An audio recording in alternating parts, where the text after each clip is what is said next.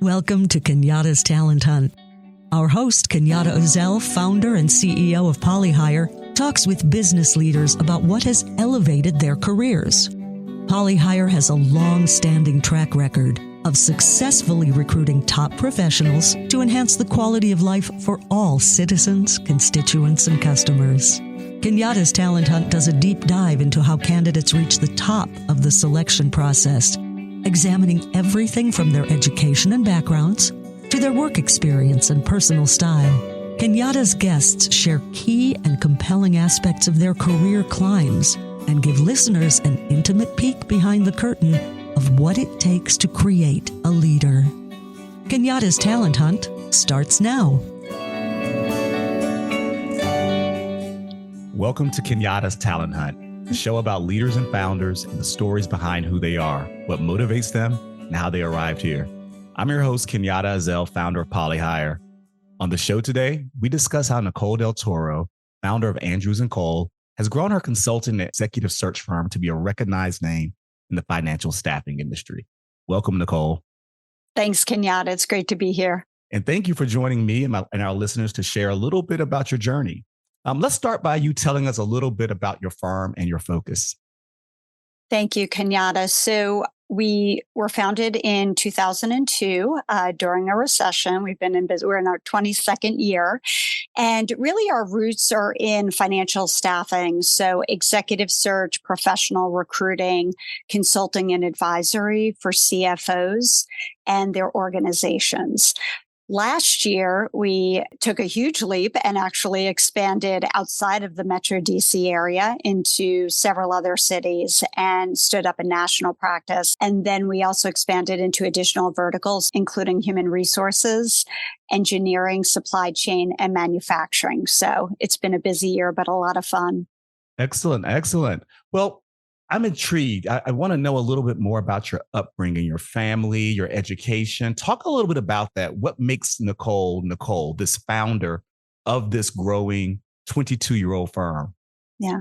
So I'm the youngest of four, and in my family, the youngest was not babied. So I had to learn how to hold my own from a relatively early age. Grew up with a single mom who worked very, very hard, but really struggled to support herself and her family. And so I think that really embedded in me at a very early age that I needed to be able to support myself, and found a path through work, and really working from an early age. I was fortunate enough to do well, to attend a school where I had the ability to do well academically, and attended Cornell University. And so that was an amazing experience. I was grateful, maybe not every day, but almost every day, to have a chance to attend an Ivy League university, coming from a low-income background. Sure. Now, you were at Cornell. You finished in the early 90s. Talk about the direction you took upon leaving Cornell. Yeah, so it was a little bit difficult because I graduated in a recession. And as I like to joke, it was before the internet, so you didn't have this network that you could easily access. I won't bore your listeners with tales of, mailing out resumes and then waiting weeks and months for responses. But you remember those days. I remember those days well. Those of us of a certain vintage, experience that. But I just didn't, I didn't have a network. So it was somewhat difficult to be graduating into a recession. I was ready to go to law school. I had taken the LSAT and had done very well, but I was a little bit worried about going to law school and then again being worried about finding a job. And in fact, in the mid-90s, there was kind of a glut of lawyers. So I did what I always do. I got out and I started working. And literally my first year out of college, I worked 3 jobs. At one point, I think I actually worked 4 jobs, but it was a way for me to survive. It was a way for me to figure out what to do. And, fast forward a few years, I kind of fell into the recruiting industry, purely by luck, falling into recruiting and then joining the company that I joined. Again, I was very lucky that I made that choice because that's what was really life-changing for me from a financial standpoint. Sure. Well, tell us a little bit about how you fell into recruiting. I asked that question as a recruiter myself, a headhunter. I tell people there's no 2 stories of how someone enters this industry. So tell us a little bit about your story, if you will. Yeah, so I answered an ad and it was for a company called Romac International and met the person who would be my boss. We connected very quickly. The company, was an exciting time in the company's history. They had gone public the year before. It was the mid 90s, which was really a time when the economy was booming. So, the opposite from what I'd graduated into, and was just, again, very, very fortunate. I think, sometimes I think of myself as Forrest Gump, like being in the right place at the right time, and just going to work for that finance and accounting practice at Romac just really, really synced. It was a great team that I worked with. I really enjoyed being able to, provide a consultative service to candidates and clients. So, Sure. Well, how did you find the finance? Was it that you chose to just go into recruiting, apply to the yeah. advertisement, or was there Yeah. something special about the finance piece of it? Because it is a niche industry. Yeah. I fell into it, but it really synced for me. My educational background was in economics and government, but I've always felt alignment with finance. I'm a very analytical person. And I love business. I love companies. I love doing financial recruiting for a wide variety of organizations. And I really enjoy having these business discussions with individuals. Good, good. I tell you that you started as a recruiter and you Hmm. grew to be a leader to where you are right now. Talk about the Yeah. nuances of not only learning recruiting, understanding the component, the pieces that make it, pieces that are essential, if you will, to being a successful financial Yeah. recruiter, to being a leader of recruiters. Can you talk a little bit about the journey, the training, what you Yeah. went through to be at a point where right now you're leading a premier financial recruiting and Yeah. consultancy firm? Yeah. It started at my previous company where I did well. And like in a lot of companies, when you do well, they move you up. Right. Right. So I was at a pretty early age managing a big team. And I also had an opportunity because of my success as a recruiter to do national training. So that gave me just a great network of people at my company around the country and really interaction with other high performers. So that's how, I became a manager. When I think about becoming a leader, I always think of modeling, setting an example for others and modeling behaviors that will help others to really see the best in themselves, if that makes Sure. sense. It does. It does. What about leaders that you worked for or with? Are there those traits or characteristics that help you become a better leader? Are there any things that you can Yeah. highlight to say, these are things I picked up from certain managers or leaders that help you become a more effective, efficient, and successful leader? Yeah. So ironically, the way I describe it from one of my managers was a generosity. He was in sales environments can be very competitive, but he was very generous in how he mentored us and coached us by actually passing off his clients. And that's what made our entire team successful, more successful than it had been. And that's something that I've modeled at Andrews and Cole as well, is giving opportunities to the high performers on my team and really sharing knowledge, sharing exposure, and giving them the same opportunities that I had. So that was really impactful to me at an early age. Well, I can attest you are a high performer. I mean, I learned quite a bit from you as well in my years in recruiting, to me starting POLIHIRE, which has been around for 18 years. All of these experiences, life experiences, culminated into you now, again, as we mentioned, having this Yeah. successful 22-year-old firm based here in Bethesda, Maryland, but with a nationwide footprint. Mhm. Impressive. Talk about what made you say, or when you knew it was time for you to step out on your own and Yeah. start something. I Yeah. always say the most difficult thing for a person to do is to cut all ties and say, I'm going to jump in with both feet. And you did that Yeah. and you've been successful. Tell us a little bit about that. Yeah. So, for me, I've always been entrepreneurial. I was the kid with the lemonade stand. So I always lean towards entrepreneurial environments over large corporate environments. And that was ultimately why I left my former company. We were just becoming bureaucratic. I'm a very practical person. I like to just get stuff done and not really think about the bureaucracy. So that was the inflection point for me. And, it was basically a question I asked myself was, what's the worst thing that can happen? What's worst case scenario? And I think when people are faced with a tough decision, sometimes to take the fear out of that decision is to really think about what's the worst thing that might happen? What's my fallback plan? So not to minimize going out on my own, but it wasn't super scary because in a lot of ways I did have a fallback plan. I could always go back and work for someone else. That's what makes our services businesses a little bit easier than other industries. Certainly. So when times got tough, because times get tough, as an entrepreneur, as the markets, they go through their cycles, business slows down, particularly in the financial staffing arena. Talk a little bit about your perseverance, your stick-to-itness, how you, through your life's experiences, as you've shared with us, how you've been able to use that to go through some of those cycles and changes that have taken place in the market as it pertains to staffing and the finance industry. Yeah. I always say that, 22 years in business is not a linear, upward journey. It's a lot of ups and downs. There's also, as Kenyatta, because you own a very successful business and you've been in this industry, you've owned a business for 18 years. There's so much overlap between personal and professional, right? So even during those 22 years, you're not only dealing with changes in the business landscape, but you're also going through personal things, that may involve kids, parents, families. So it's absolutely a journey. I tend to have an attitude when times are tough, you just double down, you put your head down and you work harder.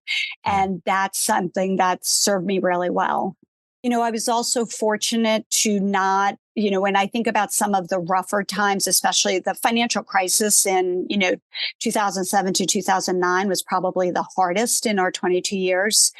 I was lucky to have not been over levered. I had planned very conservatively, again, personally and professionally. So I had the reserves to make it during that time. And I have to acknowledge my partner, Brooke, who's been with me, for 21 years. And she and I just muscle through it. She has a saying, keep swimming, Dory, from Finding Sure, Nemo. absolutely. And well. that was also what we did during the pandemic. In March 2020, no one had any idea what was going to happen. But we still had clients interested in our services. And we had a lot of employees at that point who were uncertain about what was going to happen. So I felt that my job was really to provide some sense of normalcy for them. And the best we could do was put our heads down and keep working and kind of assume, because no one knew what was going to happen, just assume everything would be okay. And luckily we came out of that all the stronger. Right. Well, that's a full-time, look, it's a full-time job. It's a 24/7 job, not to mention that you both have families. You've raised families and children who are off to school and what have you. You've done those things at the same time, leading a growing business that continues to grow. What would you tell or say to young women who aren't sure how to further their careers, or even more seasoned executives looking to maximize their worth? What words would you share with them? Yeah, so I keep going back to this idea of working hard. And, you brought up persistence. I talk a lot about grit, with my kids and with younger people, and just recognizing that there are going to be difficult times and difficult situations. I've been lucky. And so my advice to people is know your worth, work hard, get the recognition you deserve. And if you're not in the right environment, then find an environment where you can be successful. There really is this balance of, especially for younger women and younger workers, there's a certain amount of patience, right? You can't be making all the decisions 2 years out of college, right? So there's a certain amount of patience and humility that is valuable to young professionals. But at the same time, if you are doing an exceptional job and you're really not being acknowledged, then find an environment where you can thrive. For mid or later career women, especially those that have children, I always like to say it's not an all or none proposition. There's an opportunity to lean in and lean out over the course of your career, depending on what's going on with your family. And even as a business owner, I've done that. When my children were small, when Brooke's children's were small, we purposely kept the business small so that we could focus all of our energy on our clients and candidates, of course, in our families, but we didn't have to really manage a large organization. Then as our children got older, we really started building out the business to the point where we are today, and we're continuing to grow. So I have the luxury of perspective now. First of all, that I'm at a stage where I have one in college and one about to enter college. And I also have a lot of my peers. And I've seen those that left the workforce to stay home with their kids and work within the home, which is certainly, frequently more difficult than going into an office, But again, I would circle back to, it doesn't have to be all or nothing. You don't have to give up a career or work outside of the home when you also want to be able to focus on family. Great. Wise words. Thank you, Nicole. We're going to pause for a moment. We're with our guest, Nicole Del Toro, founder of Andrews & Cole, sharing a bit about her journey. When we come back, I want to learn more about what makes her tick, what's her basic MO, and the question I plan on asking all of my guests, what keeps her up at night? You are listening to Kenyatta's Talent Hunt, where business leaders share their experiences and lessons learned in their personal and professional journeys. Now back to Kenyatta's Talent Hunt. Welcome back to Kenyatta's Talent Hunt. I've been lucky to be sitting here with my good friend, Nicole Del Toro, who's founder of Andrews & Cole. Nicole, you mentioned going into our break a little bit about your MO, how you operate. Tell us a little bit about your philosophy for work, your firm's approach, and what you look for in candidates and individuals to join your team. So, Kenyatta, we've always focused on providing a value-added consultative service to both clients and candidates. That's what makes recruiting interesting for me. It's not about high volume. It's not just about making a placement or filling a consulting role. We partner with our clients. We understand their business. We understand their challenges. We bring to them our knowledge of what other organizations are doing, what a world-class finance and accounting team looks like.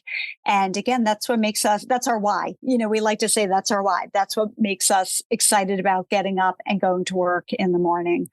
So that's really what been the basis of our business, is operating with integrity, doing what we say we'll do. Great. It's more like you're a boutique. You're very selective. I like that. Value, quality over quantity. Call it the Tiffany's of the industry. How I refer to POLIHIRE as a boutique firm. I look at Andrews & Cole embracing that same philosophy. I like that. Nicole, as a leader, valuing quality, managing all that you manage, the moving parts, how do you find balance? Balance is a moving target. In a lot of ways, I work 24/7, as I'm sure you do, but I certainly take time for myself. I'll be honest with you. One thing that I've always done is I've prioritized my own health and wellness, because I feel like I'm not the best person for my family or for my company if I'm not in good shape. So over a long period of time, I have absolutely find time to exercise. There are vacations that I go on where I unplug and I don't answer emails, and I can really be in the moment. That is what really makes me tick. And, sometimes I may work all day on a Saturday, but then take off on a Wednesday to play golf and enjoy time with friends. So for me, it's not shutting off the computer at, 6:00 at night and then not opening it again. It's an ebb and flow and finding time for myself and my family. And we all know, as an entrepreneur and founder myself, how difficult it is to unplug. And that is something you've got to be conscientious about and deliberate about finding that time to unplug and finding that balance. So the $1 billion question, one that I will be asking all of my guests from this point forward, what keeps you up at night? What keeps Nicole Del Toro, all the multi things you have going on, what keeps you up at night? Yeah, there's a lot. I can tend to be a worrier. First of all, my top priority is my family. I have 2 sons, and my top worry or priority is for them to be healthy, happy, productive members of society, kind human beings, with good values.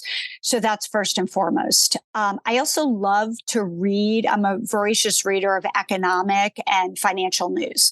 So I am always on the lookout for changes in the economy, whether it's obviously recessions impact our business significantly. So I'm always on the lookout for that.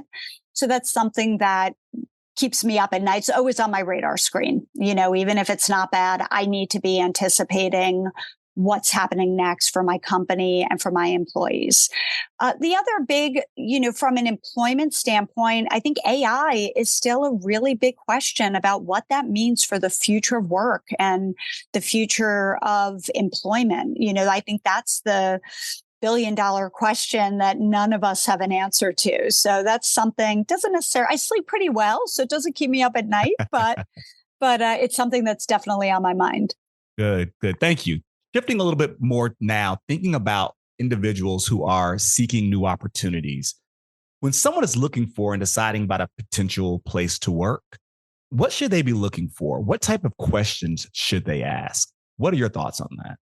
Yeah. So one thing I always tell people is, especially for younger career professionals who might be apt to do this, don't look at Glassdoor. It's kind of like going on Yelp and trying to find a best restaurant. So I would not go to Glassdoor, but I would be thinking about the quality of the organization, the quality of the people, and your growth is only based on the people that you're working with. Can you learn from your boss? Can you learn from your peers?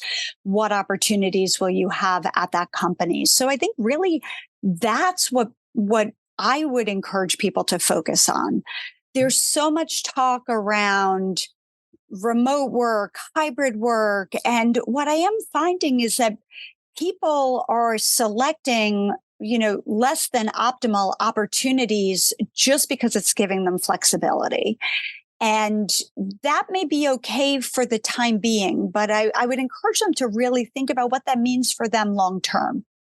Certainly. That's wise. We see that literally every search that we engage, the question of remote, what it looks like 10 years from now, what it looks like tomorrow. So wise words. Thanks, Nicole. We all know that sometimes we learn more from our failures than we do from our successes. Has there been a failure? We've spoken quite a bit about the successes that you've had, and you are a tremendously successful individual. Have there been failures that you've encountered? And talk a little bit about how you address those, how you manage through those. I would joke that I fail every day. There are little mini failures that you're constantly learning from.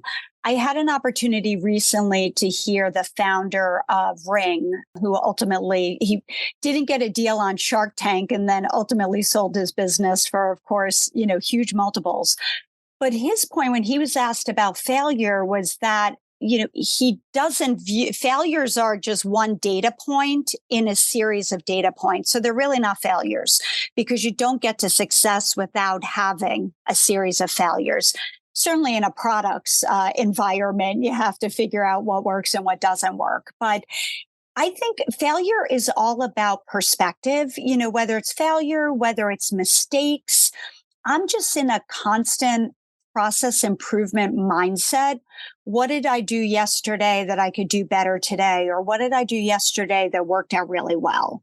I will go back to, maybe a particular failure, because I think failure also builds grit and builds persistence and resilience. When we talked a little bit about my prior company where I was managing a pretty large team of people, and was young. I think I was younger than most of them. And I would say I failed miserably. I was a good recruiter and not a good manager. And so I learned from that. That was, that was a blow to the ego more than anything, but it was a learning opportunity for me. And it also, as much as it helped me down the road become a better manager, it also helped me get through a difficult time, because the reality is life isn't always great. And not to be negative, but life can sometimes be a series of bad things that happen to you. And it's how you approach them and how you face them that really will impact your happiness and then, what you can achieve personally and professionally. Wonderful. I love that. I don't think it could be stated any more eloquently. Before we close, what parting words, 2 or 3 things you want our listeners to take with them? I feel like I am the embodiment of the American dream, and again, I realized that I had certain advantages that other people may not have had, but I have made the most of those advantages, of the advantages I was given.